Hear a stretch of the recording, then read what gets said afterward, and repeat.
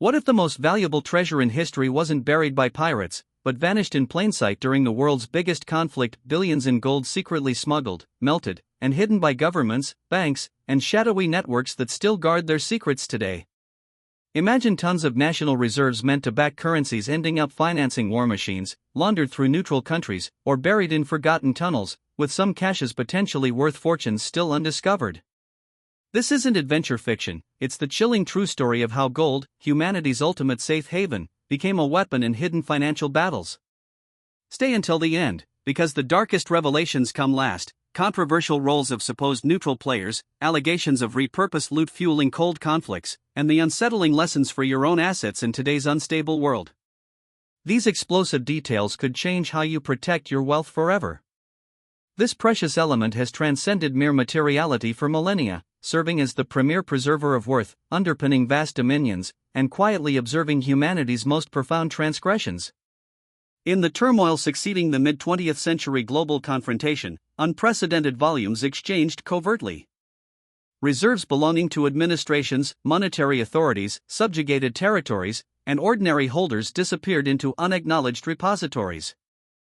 The conflict concluded with evident strategic prevailers, yet in the obscured realms of negotiation and economics, advantages often accrued to those adept at relocating resources undetected. This narrative explores how the most reliable medium was transported clandestinely, appropriated, cleansed, and concealed, with portions potentially unaccounted for presently. Comprehending such extensive concealment requires recalling its significance in the preceding century's initial decades. Numerous global tenders derived backing from metallic stockpiles, with oversight bodies accumulating it as paramount assurance for circulated notes. For states, it signified reliability; for citizens, refuge amid impending disruption. As continental strains intensified late in the 1930s, apprehensive regimes commenced relocating holdings overseas. One low-country nation discreetly dispatched over 120 tons to Allied havens across the ocean and nearby. Another forwarded hundreds to presumed secure sites. Upon 1940 aggressions, captors rapidly claimed reserves from controlled areas. It served beyond plunder as wartime funding instrument. The occupying power utilized acquired quantities to procure essential materials from impartial parties, particularly at Alpine neutrality whose institutions readily processed without scrutiny.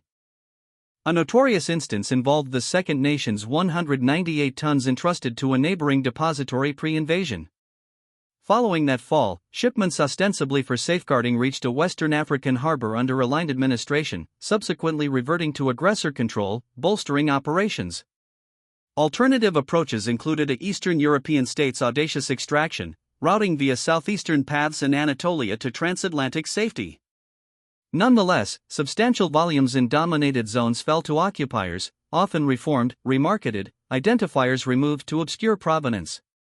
Yet European appropriations formed partial accounts.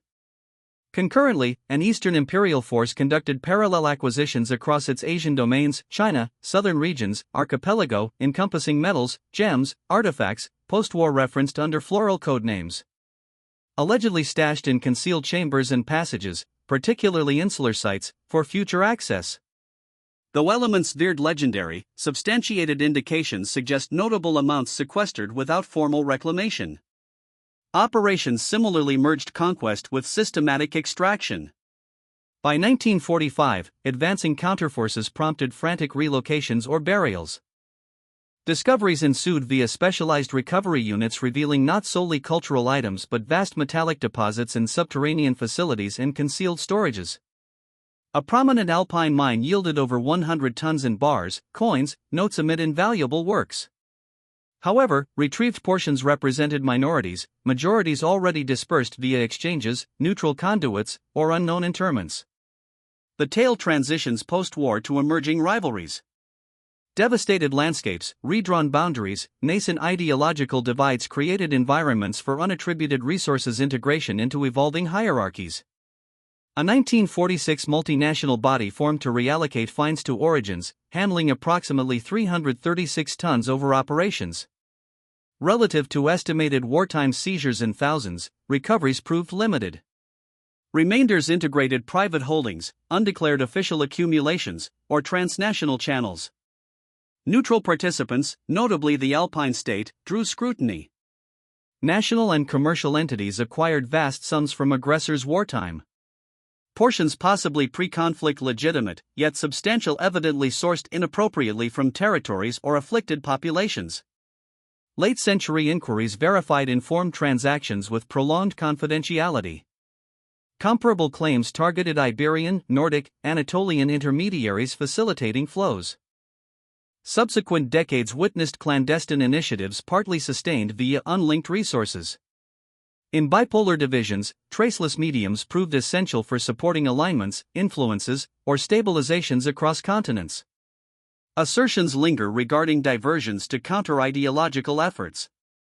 By mid-century, advanced arrangements prevailed, yet the element retained settlement centrality under post-war accords. Valuation stabilized, holdings reported.